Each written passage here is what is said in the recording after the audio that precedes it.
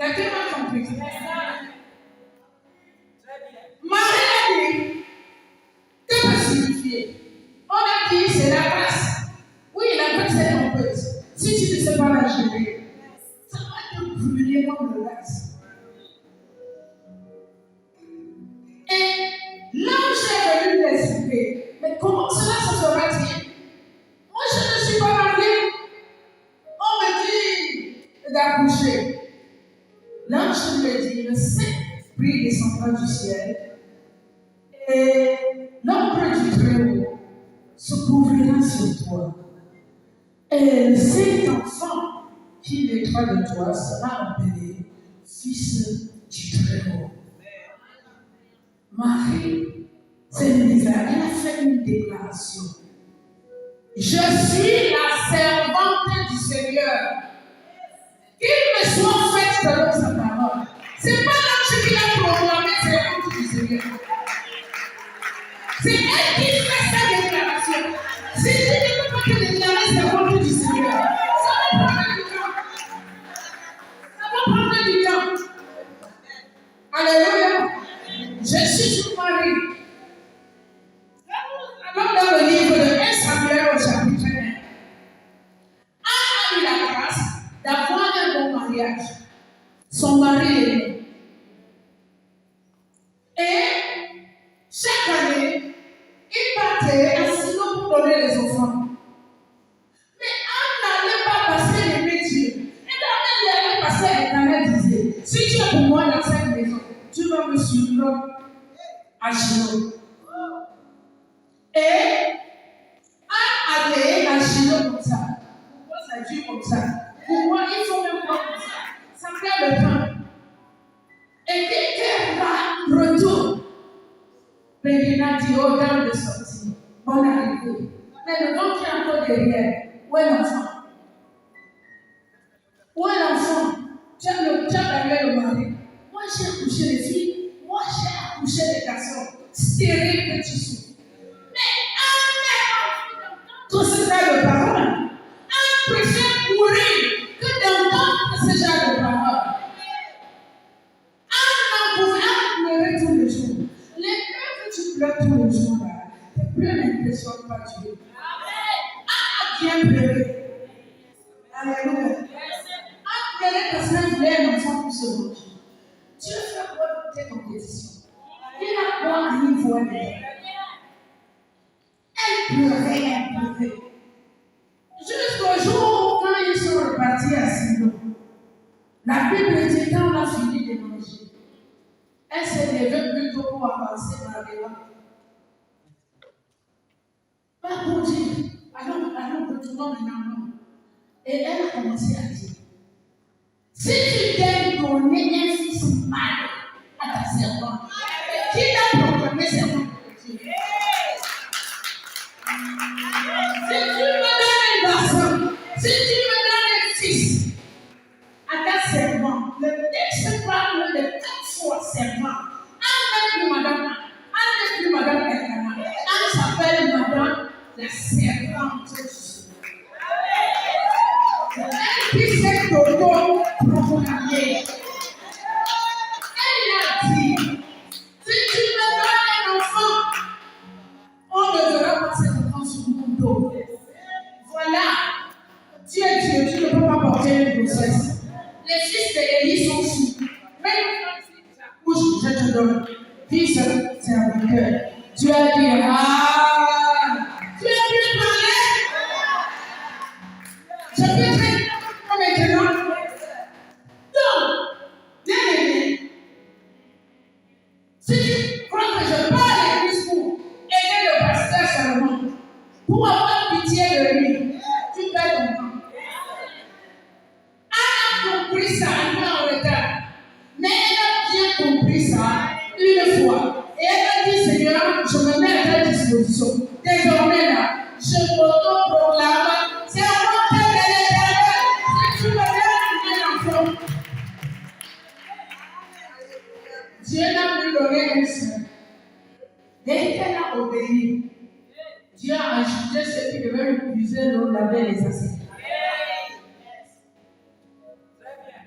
Anne a quitté Qui de nous ne chante pas le cantique de l'âme?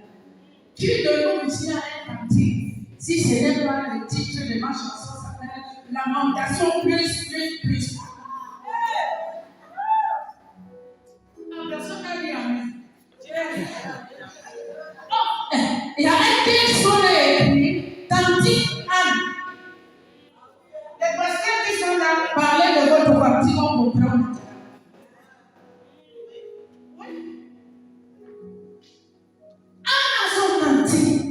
Les espoirs qu'elle a fait avec Dieu. Parce que quand elle a déclaré que je suis la servante du Seigneur, elle ne voyait plus les choses comme avant. La Bible dit qu'elle est partie joyeuse. Donc nous disons à un temps là, arrête le bébéisme dans le christianisme. Ça va t'énerver. Lorsque Marie a posé la question avec elle, le Saint-Esprit, effectivement, est descendu sur elle, l'a couvert et elle a pris la grossesse. La Bible dit, elle a couru en hâte vers Élisabeth, qui connaissait le langage des anges. Parce que l'ange était venu quelque temps parler à son mari pour l'histoire de Jean-Baptiste. Tu vas voir une chrétienne, elle ne connaît pas qui est son père spirituel, qui est sa mère spirituelle. Elle a beaucoup de daddies. Il y a les daddies de 5 ans, les daddies de 15 ans, de 25 ans. C'est papa. Non. Elle est taille. C'est celle qui était plus parce que c'est bien bon d'accepter que je suis la servante du Seigneur. Oh, ça va te coûter. Ça te coûte ça coûte ta vie. Parce que quand elle a accepté là, une grossesse est venue. Il faut qu'elle explique comment la grossesse est venue. Tu m'as dit que l'ange est venu te parler et Dieu est enceinte. Non. C'est trop facile ça. Ça c'est trop facile. Elle a couru chez Elisabeth. Elle ne sait pas si Elisabeth va la recevoir. Dès qu'Elisabeth le voit, elle s'écrie. Comment s'écrie? Permis de la main de mon Seigneur. La pauvre jeune fille a dit oh. Elle ne va pas chasser avec la grossesse. Elle appelle déjà la mère de mon Seigneur. Parce que quand tu reçois les choses de Dieu, tu te vas à l'expliquer à tes parents païens, à tes amis païens. Comment ils ne vont pas te décourager? Comment ils ne vont pas tuer la peine? Si Marie était allée voir ses amis du quartier, on dit quoi? L'ange t'a demandé. Tu n'as pas bien compris. C'était pas l'ange. Tu n'as pas vu. Avant toute vie et bien dans le mariage, tu vas faire d'autres enfants. On dit que c'est la lumière de David. Ne perds pas ton mariage. Non, la persécution de vie et de mort. Elle est allée là-bas, on lui a dit. Elle avait déjà le Seigneur dans le monde. Elle ne peut plus apporter. La Bible ajoute, son mari était un homme. Il ne voulait pas la diffamer. Il ne voulait pas déclarer qu'elle est enceinte comme ça, mais je ne connais rien. Non. La femme voulait, son mari voulait qu'elle quitte. Et lorsque elle a dit à Élisabeth, je sais comment, elle a dit on va prier. L'ange qui nous a parlé, qui t'a parlé, va aller parler à Joseph. Et la Bible nous dit, l'ange est appelé, dit à Joseph, ne refuse point de prendre Marie dans l'épouse de ta femme, parce que l'enfant qui est dans son sein, elle est dans son pays, ça vient du Saint-Esprit. Voilà pourquoi son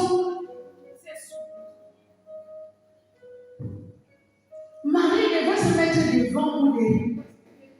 Oh Seigneur, parce que je n'étais pas trompé. Non, ça là, c'était pas possible.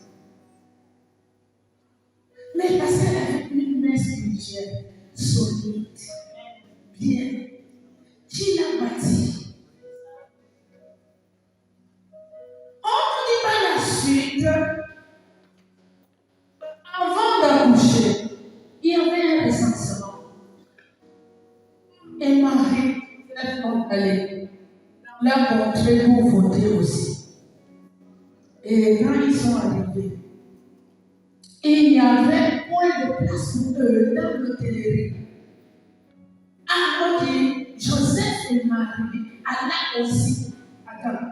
Si par contre, on a dit que tout le monde a se recenser, pourquoi quand ils partent, ça devient un problème?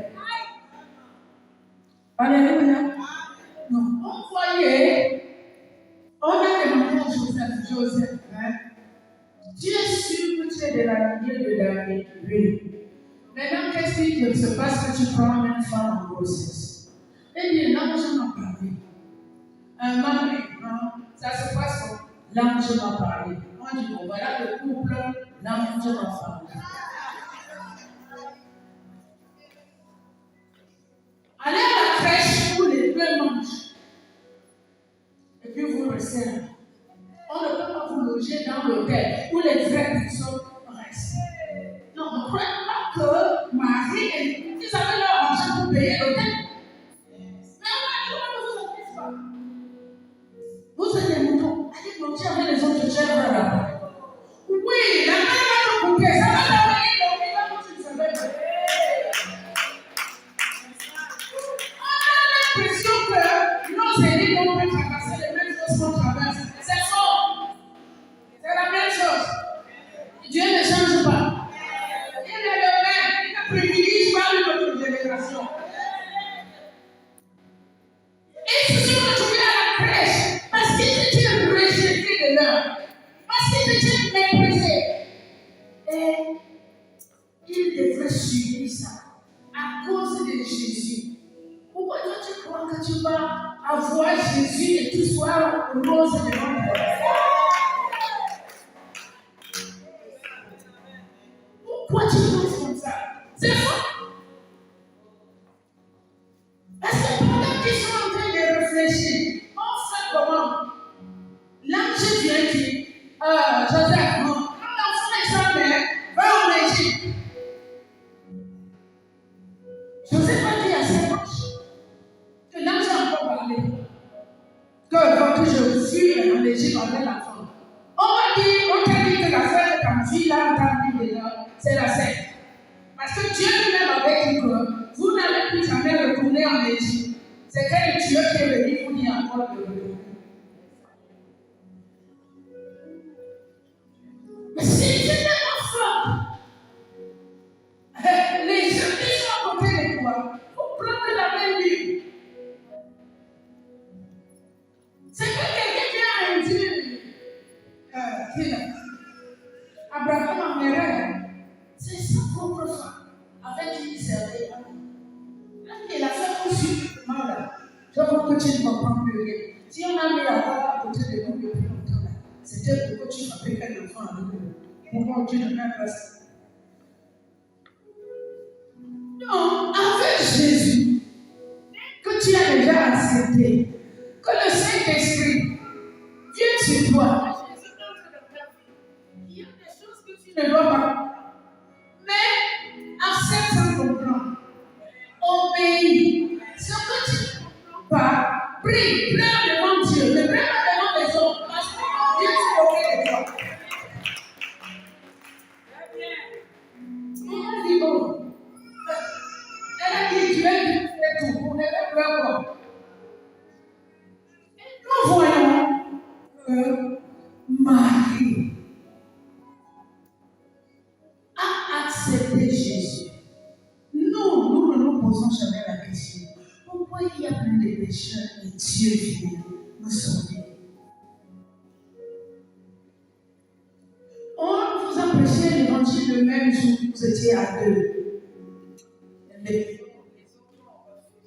C'était.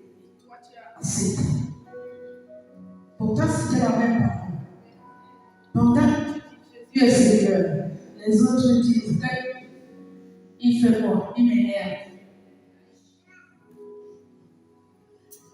Donc, c'est à toi de tenir bon.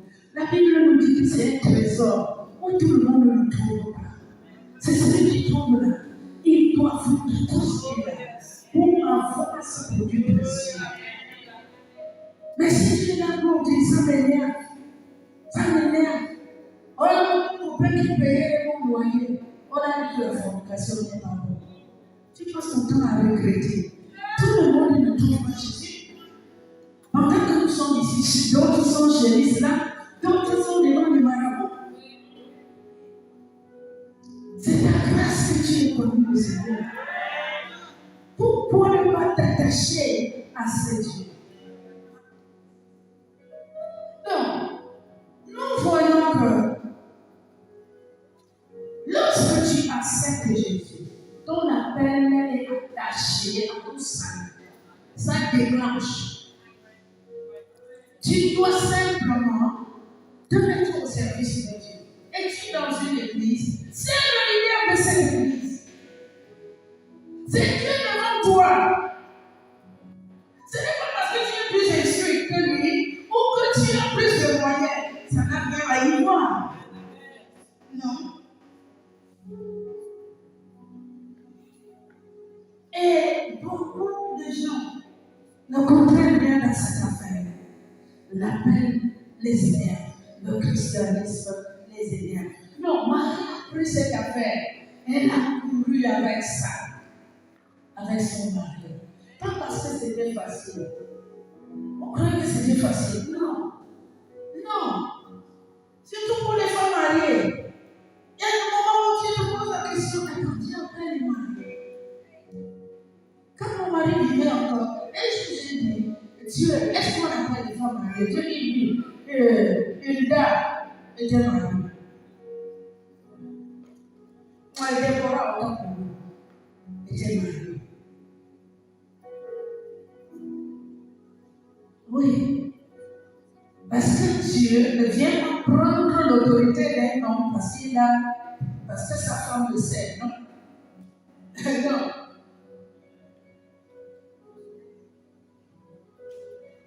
Et nous voyons que Marie a fait quelque chose de bien avec le salut. Et Dieu attend. Je ne sais pas s'il est mis dans le cœur. Moi, mon premier champ missionnaire, c'était la prison centrale. J'ai commencé à servir Dieu en 1993 à la prison centrale. Lorsqu'il n'y avait que l'islam, le catholicisme, et le 7e jour à la prison centrale, Dieu m'a utilisé pour amener la parole à l'intérieur de la prison. Dieu aimerait t'utiliser pour que tu amènes Jésus chez toi. C'est pas tes maris qui ont reçu Jésus à Bethanie qui vont amener Jésus chez toi.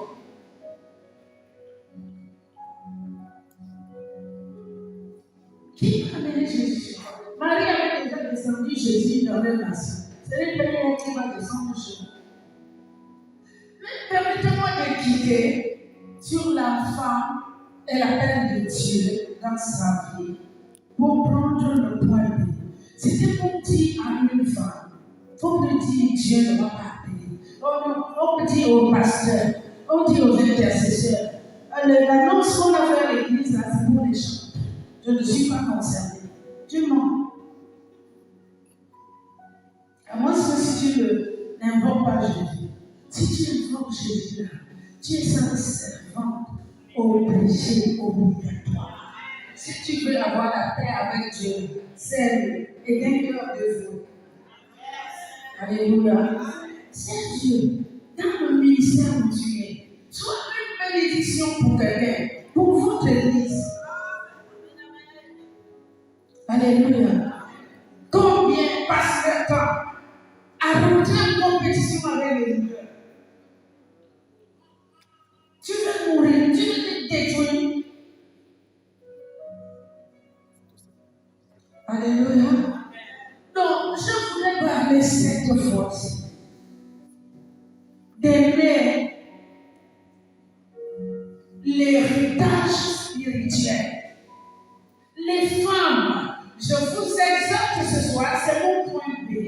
d'aimer l'héritage spirituel. Ce n'est pas seulement aux hommes. Nous regardons la parole de Dieu dans le livre de Nombre au chapitre 27. Nombre 27.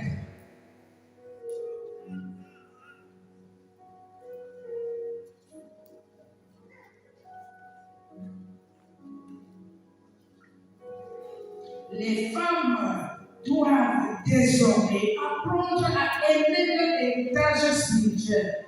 Lorsque Jésus est venu parler de cette affaire, il a dit, cherche premièrement le royaume et sa justice, et toutes choses vous seront données. Mais les femmes ne sont pas intéressées sur l'héritage spirituel. Considérons un peu la parole de Dieu dans le livre de Nombre au chapitre 27. Le titre c'est Loi sur l'héritage. J'aimerais encourager à une femme d'aimer l'héritage spirituel. Il est écrit, les filles de Thérotat, filles d'Éphère, fils de Gala, fils de Maki, fils de Manassé, des familles de Manassé, fils de Joseph, et dont les noms étaient Makla, Noah, Olga, Michal, et Chiva s'approchèrent et se présentèrent devant Moïse, devant le sacrificateur Eliezer, et devant le prince et toute l'assemblée. À l'entrée de la tente d'assignation, elle dit, notre père est mort dans le désert. Il n'était pas au milieu de l'assemblée de ceux qui se revoltaient contre l'Éternel, de l'assemblée de Corée. Mais il est mort pour ses péchés. Il n'avait point de fils. Pourquoi le nom de notre père serait-il retranché au milieu de sa famille? Parce qu'il n'avait point eu de fils. Donne-nous une possession parmi les frères de notre père. Moïse porta la cause devant l'Éternel. Et l'Éternel dit à Moïse, les filles de Thérotat ont raison. Tu leur donneras en héritage une possession parmi les frères de leur père. Et c'est à elle que tu leur feras passer l'héritage de leur père. Alléluia. Alléluia. Tu es en train de sortir de l'Égypte. Et faisait la marche pour un an. On était en train de partager. Et ces filles n'ont pas entendu leur nom. Ils se sont approchés de Moïse et dit, pourquoi on n'entend pas nos noms? Parce que notre père n'avait pas fait des garçons. L'héritage qu'on partage là, où est pour nous? Moïse a dit, oh, on va porter cause devant l'Éternel. Alléluia. Dans Exode 35, on donnait l'offrande pour la construction du tabernacle dans le désert. Les femmes ont donné de l'or, ont brodé des tissus, ont ajouté. Moïse n'a jamais dit qu'il va demander Dieu s'il faut prendre le front des femmes. C'est quand il s'agit de l'héritage spirituel qu'on va d'abord consulter Dieu. Qui comprend? Hein?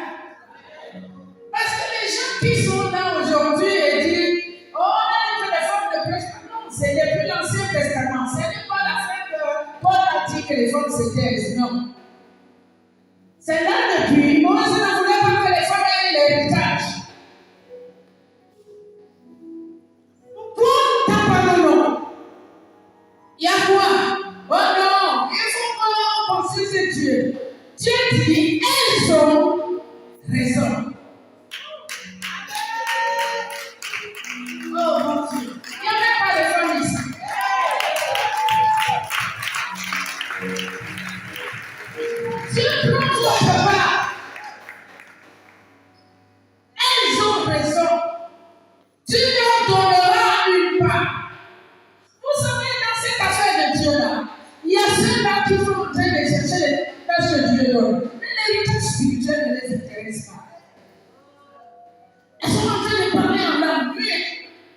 Tu as dit que l'homme ne sera pas seul. Où est le demande à pas? Les filles n'étaient pas distraites avec l'affaire du mariage. Et ils voulaient stabilité spirituelle. Nous sommes quittés de l'Égypte. Tout est quitté du monde. À la fin, si on te dit, non mais je suis dans le Seigneur, c'est quoi? Tu vas dire que c'est quoi? Parce que les filles de Tchétchak avaient peur. Là-bas devant, ils vont parler des tribus, des délicaces. Et nous, là, on va devenir quoi?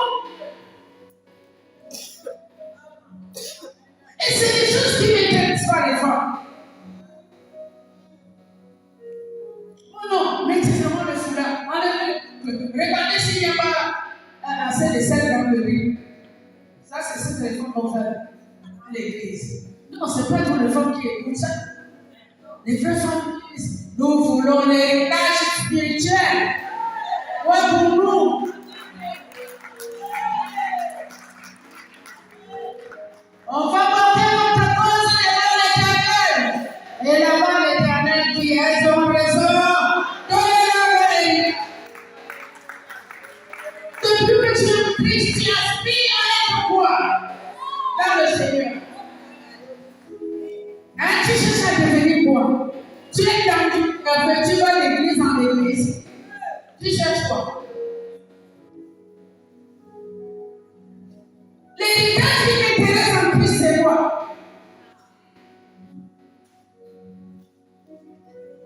Non, les autres filles, elles n'étaient pas les sœurs qui étaient dans ce cas. Il y avait plusieurs. Mais voilà les 5 qui se sont distingués pour demander l'héritage. Et mais qu'est-ce qu'elles ont fait? Alléluia.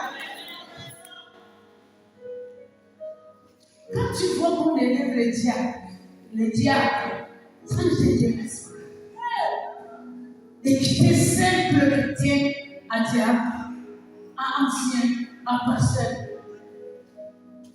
Tu es des chrétiens de l'homme à une.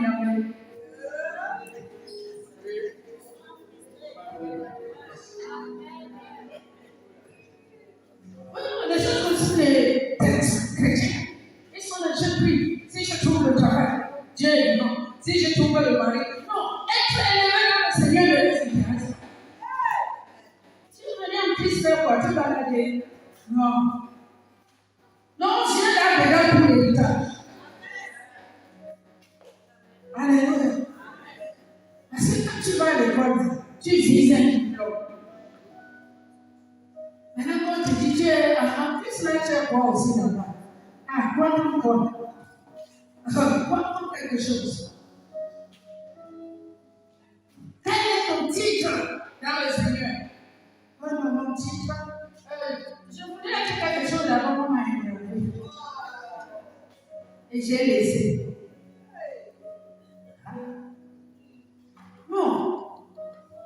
Cette femme-ci n'était pas beaucoup intéressée aux choses naturelles. Je n'ai pas dit que les choses naturelles ne sont pas importantes pour nous, les hommes. C'est plus tard que Dieu va leur dire, quand vous allez vous marier, vous n'allez pas épouser les gens d'autres tribus. Épousez les hommes du même tribu. Pour que votre héritage ne part pas dans l'autre tribu. Mais combien de chrétiens? Oh non, quand j'étais en Christ, aucun frère en Christ ne me demandait la paix. Mais le musulman est venu et il a pris l'héritage de son père pour aller là-bas.